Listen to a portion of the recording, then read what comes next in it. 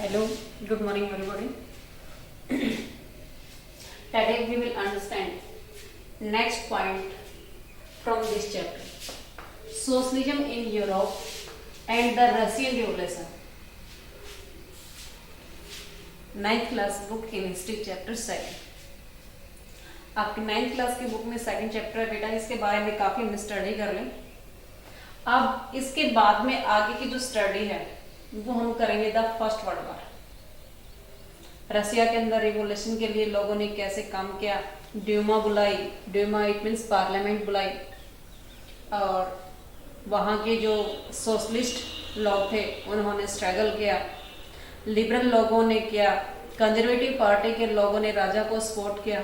ये सारी बातें हम लास्ट वीडियो में स्टडी की।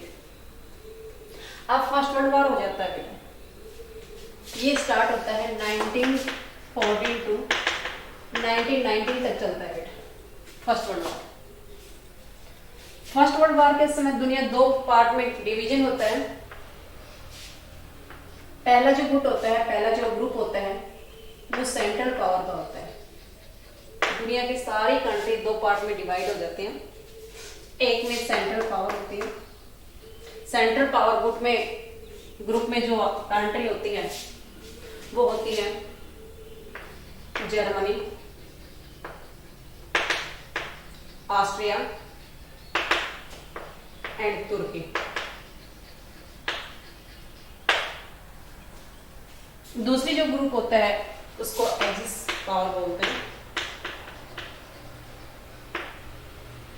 इसके अंदर जो इन्वॉल्व कंट्री होती है वो होती है ब्रिटेन, फ्रांस, रसिया, और बाद में इसके अंदर इटली एंट्री करती है। ये मेन पावर होती है, मेन कंट्री होती हैं, जिनके पीछे कुछ कंट्री इनके साथ शामिल होते हैं, कुछ कंट्री दुनिया की सारी कंट्री इसके साथ, कुछ इसके साथ और कुछ इसके साथ। इस प्रकार से वो इनके साथ मिलकर के दुनिया के सारे देश आपस में लड़ाई करते हैं, जो फर्स्ट वर्ल्ड वॉर के नाम से जाना जाता है। इसमें फर्स्ट वर्ल्ड वॉर के समय जो रसिया कंट्री है उसमें जो राजा था वो जार निकोलस था, जिसके बारे में हमने पहले भी पढ़ा था। Tsar Nicholas second. Tsar Nicholas second को हटाने के लिए लोगों ने ड्यूमा बुलाई थी, जो हमने लास्ट वीडियो में पढ़े थे। Duma it means parliament. हम इनको पार्लियामेंट बोलेंगे, बट रसिया के अंदर इस पार्लियामेंट को ड्यूमा बोला जाता है। हम कह सकते हैं parliament is called a Duma in Russia. Okay, अब जो पार्लियामेंट थी उनकी ड्यूमा थी, उस ड्यूमा की पॉलिसी को, उस ड्यूमा के इंस्ट्रक्शन को जार निकोलस ने रिफ्यूज कर दिया, इसकी बात मानने से मना कर दिया। कुछ टाइम तक रशियन पब्लिक ने इस जार निकोलस का सपोर्ट किया, बट जब उसने ड्यूमा को रिजेक्ट किया तो पब्लिक ने भी जार निकोलस, जो उसका राजा था, उसका साथ देने से मना कर दिया, और काफी लोगों को भी हरासमेंट हुई। जार निकोलस क्या करता था, पब्लिक की ओपिनियन ही जानता था, बट उसकी जो रानी थी जरीना तो हम उसको कह सकते हैं जार का जो रानी होती है, जार इट मीन्स जो राजा होता है, और उसकी जो रानी होगी उसको जरीना बोला। उसका नाम था अलेक्जेंड्रा।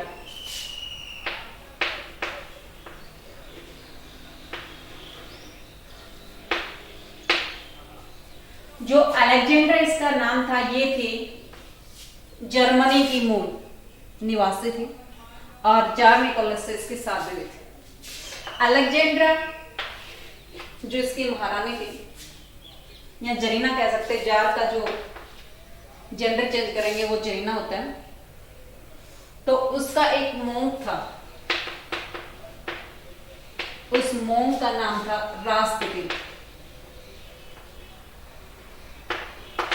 रास्पुतिन अलेक्जेंड्रा का एडवाइजर था। एडवाइजर भी कैसा, पुअर एडवाइजर। इसकी बात, ये जो अलेक्जेंड्रा थी ये रासपुतीन की बात मानते थे, जो चार निकोलस था वो अलेक्जेंड्रा की बात मानता था। पब्लिक के किसी प्रकार से कोई ओपिनियन, कोई एडवाइस ही नहीं सुनता था, इसलिए इसमें पब्लिक की बात मानने से मना किया, तो पब्लिक ने भी इसको साथ देने से मना कर दिया। ऐसे ये इसका जो एंड आता है, एक मीन्स जार निकोलस का विनाश आता है, वो विनाश का कारण केवल और केवल ये खुद था। उसके साथ लिंक उसका अलेक्जेंड्रा को बता सकते हैं, और उसका जो मोम था वो रासपुतीन। ये जर्मन नाम था, अलेक्जेंड्रा जर्मनी की थी। और जो सेंट पीटर्सबर्ग था, इसका नाम भी उन्होंने चेंज कर दिया, क्योंकि ये जर्मनी के साथ मिलता हुआ नाम पड़ता है, उसके साथ मैच करता हुआ जर्मनी नाम है ये। तो उन्होंने सेंट पीटर्सबर्ग का नाम चेंज करके पब्लिक ने उसको पेट्रोग्राद बना दिया। सेंट पीटर्सबर्ग का नाम चेंज करके क्या बना दिया? पेट्रोग्राद। क्यों बना दिया? क्योंकि पब्लिक इनके साथ जर्मनी का जो ये लोग थे, रासपुतीन था, अलेक्जेंड्रा थे, उनका अपोज करते थे, उनकी जो बातें थी वो उनको रास नहीं आते थे, इसलिए वो जर्मनी का नाम हर पॉइंट से हटाना चाहते थे। सेंट पीटर्सबर्ग जर्मनी का नाम था, जर्मन नेम था, और जर्मन नेम को उनको हटा करके पब्लिक ने उसका नाम क्या रख दिया? पेट्रोग्राद रख दिया। जब ये लड़ाई हो रही थी तो लोगों को काफी हरासमेंट हुई, वो कैसे, किस सिचुएशन में हुई, कैसे हुई, वो सुनिए।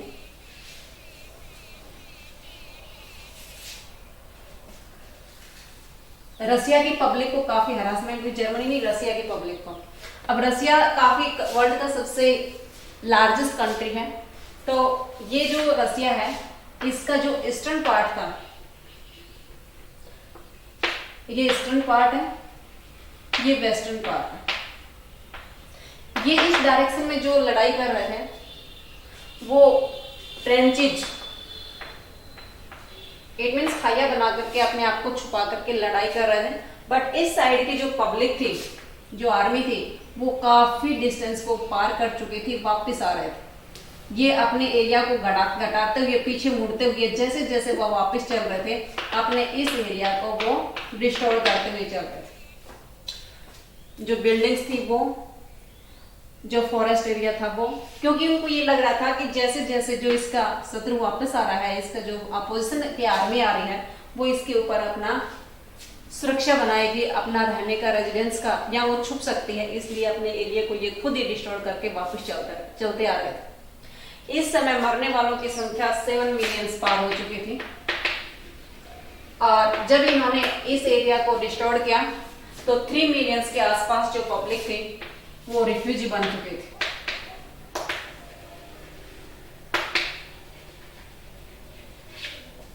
ऐसे हालात में लोगों के साथ ये क्रिटिकल पोजीशन में काफी हरासमेंट हुई।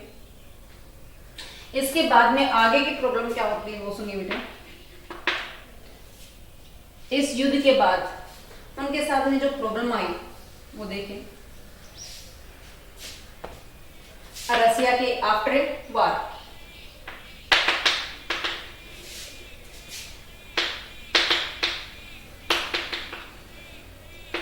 पहली प्रॉब्लम उनके पास आई थी बेटा, कट ऑफ द सप्लाई। बाहर की जो सप्लाई थी वो कट हो गई थी, क्योंकि उनका जो बाउंड्री थी उसके ऊपर दुश्मनों का अधिकार हो गया था। सेकंड प्रॉब्लम आई थी, जो बाल्टिक ओशियन था उसके ऊपर जर्मनी का अधिकार हो गया था, उसने अपने उस एरिया को अपने कैप्चर में कर लिया था, इसलिए वहां से उनका व्यापार चलता था जो बंद हो गया। थर्ड पॉइंट, उनका जो रेलवे था वो सिस्टम में ब्रेकडाउन हो गया, ब्रेकडाउन द रेलवे।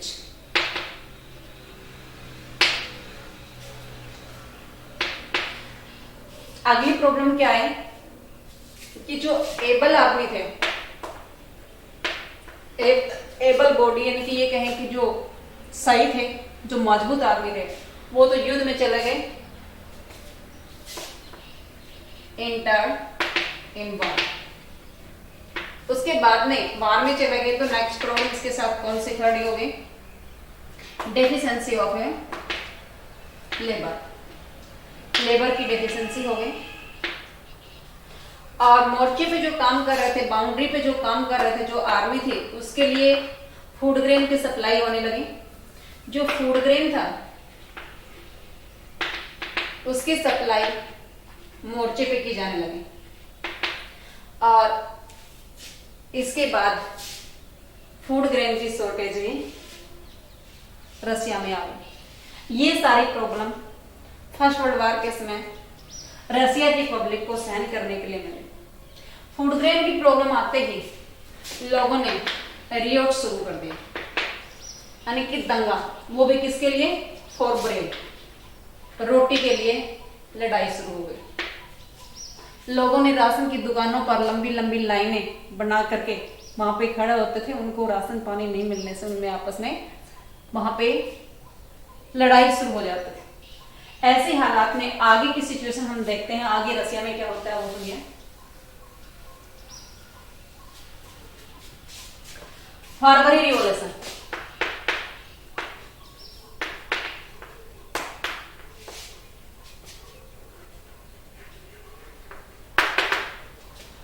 फरवरी में रिवॉल्यूशन होता है बेटा रसिया के अंदर। वहां की पब्लिक अपने आप करती है।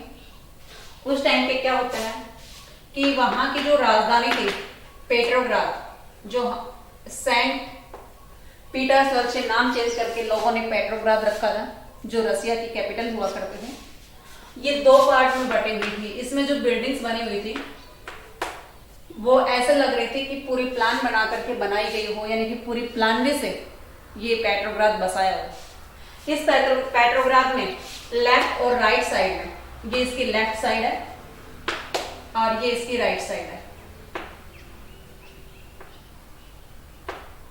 तो लेफ्ट साइड में क्या है? फैशनेबल,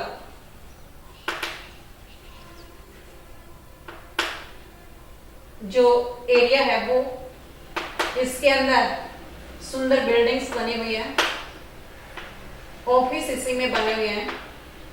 और जो विंटर पैलेस है, यानी कि राजा का जो महल है, वो भी इसी एरिया में लेफ्ट साइड में बसा हुआ है। ये पेट्रोग्राद नेवा रिवर के पास बसा हुआ है। और इसके दो, जब चलेंगे इसके अंदर एंट्री करेंगे तो इसमें दो टाइप्स की बिल्डिंग्स मिलेंगी। नेवा नदी के लेफ्ट साइड में फैशनेबल एरिया और राइट साइड में वहां पे वर्कर्स के क्वार्टर्स।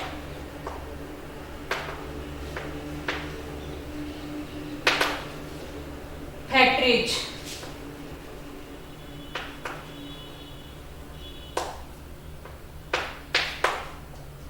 ये सिचुएशन वहां की। जब लोगों के सामने फूड ग्रेन की प्रॉब्लम आ गई तो उस टाइम पे विंटर सीजन भी था, सर्दी का मौसम था, इतनी ज्यादा स्नोफॉल हो रही थी, लोग घर से बाहर नहीं निकल पा रहे थे। इस विंटर सीजन में लोगों ने, जो वो भूखे मर रहे थे, तो उन्होंने अपने ढंग से स्ट्राइक शुरू की। उसी टाइम क्या होता है कि 22 फरवरी को, 22 फरवरी को एक फैक्ट्री को लॉकडाउन कर दिया। लॉकडाउन करने के, लॉग आउट या लॉकडाउन कह सकते हैं, लॉग आउट कहिए उसको, तालाबंदी कर दिया। लॉग आउट होते ही फैक्ट्री के वर्कर्स ने स्ट्राइक शुरू कर दी, क्योंकि उनकी जो जॉब थी वो हट गई। फैक्ट्री को जब ताला लग गया तो उसके बाद में उसी स्ट्राइक को, उसके अंदर काम करने वाले जो वर्कर्स थे उसको किसी प्रकार का कोई सपोर्ट नहीं दिया गया, इसलिए वर्कर्स ने स्ट्राइक की, जो फैक्ट्री लॉक आउट हुई थी उसमें। अब उसके साथ में वो जो वर्कर्स थे जो जॉबलेस हो गए थे, उनके सपोर्ट करते हुए 50 फैक्ट्रीज के वर्कर्स ने उस स्ट्राइक में पार्टिसिपेट किया। और स्ट्राइक में पार्टिसिपेट करते हुए वो कैपिटल को पार करते, रसिया की कैपिटल को पार करते हुए वो उस एरिया में पहुंच गए जिस एरिया के अंदर जो फैशनेबल एरिया था, जिसमें बिल्डिंग्स, ऑफिस या राजमहल बना हुआ था, उस एरिया में एंट्री किया। ये 22 फरवरी को लोग जो स्ट्राइक कर रहे थे, तो उस स्ट्राइक में पार्टिसिपेट करने वाले जो लोग थे उसमें महिलाएं भी शामिल थी। Women's participated in this strike. Women's ने पार्टिसिपेट करने के कारण इस दिन को इंटरनेशनल वोमेन डे के रूप में सेलिब्रेट किया जाता है। 22 फरवरी को बट आप लोगों ने तो हमेशा पढ़ा है कि 8 मार्च को इंटरनेशनल वुमेन डे सेलिब्रेट करते हैं, बट मैंने 22 फरवरी बताया। आप लोग ध्यान दीजिए, इसके अंदर जो ये 22 फरवरी है ये रसिया का कैलेंडर के अकॉर्डिंग दिखाया गया है, और रसिया का जो कैलेंडर है वो उस टाइम पे दुनिया के कैलेंडर से 13 डेज एडवांस चलता है। तो जब आप इसमें 13 डेज ऐड करेंगे तो वो 8 मार्च की डेट पड़ेगी, जो आज हम इंटरनेशनल वुमेन्स डे के रूप में सेलिब्रेट करते हैं। तो वुमेन डे के रूप में सेलिब्रेट क्यों किया गया? क्योंकि 22 फरवरी को जो लोगों ने स्ट्राइक की थी, उस स्ट्राइक में वुमेन्स ने पार्टिसिपेट किया था, इसलिए उसी दिन से हमें इंटरनेशनल वुमेन्स डे के रूप में सेलिब्रेट करते हैं। कब? वैसे जो रशियन कैलेंडर है उसमें 22 फरवरी, और वैसे हमारे पास जो कैलेंडर है, जो वर्ल्ड का कैलेंडर है, उसमें 8 मार्च को इंटरनेशनल वुमेन्स डे सेलिब्रेट करता है। जब लोगों ने स्ट्राइक की तो उस टाइम तक कोई भी पॉलिटिकल पार्टी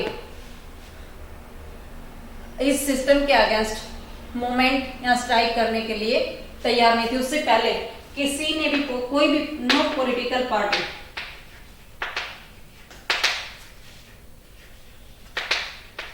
was organized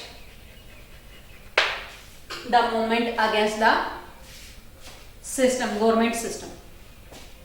कोई भी पॉलिटिकल पार्टी उस समय तक के इसके अगेंस्ट जो राजा की सिस्टम था या गवर्नमेंट का सिस्टम था उसका अपोज करने के लिए किसी ने भी आज तक स्ट्राइक नहीं की थी। और उसके बाद में लोगों ने प्रयास किया, जब ये ऑर्गेनाइज कर रहे थे, स्ट्राइक कहें या मूवमेंट को ऑर्गेनाइज कर रहे थे,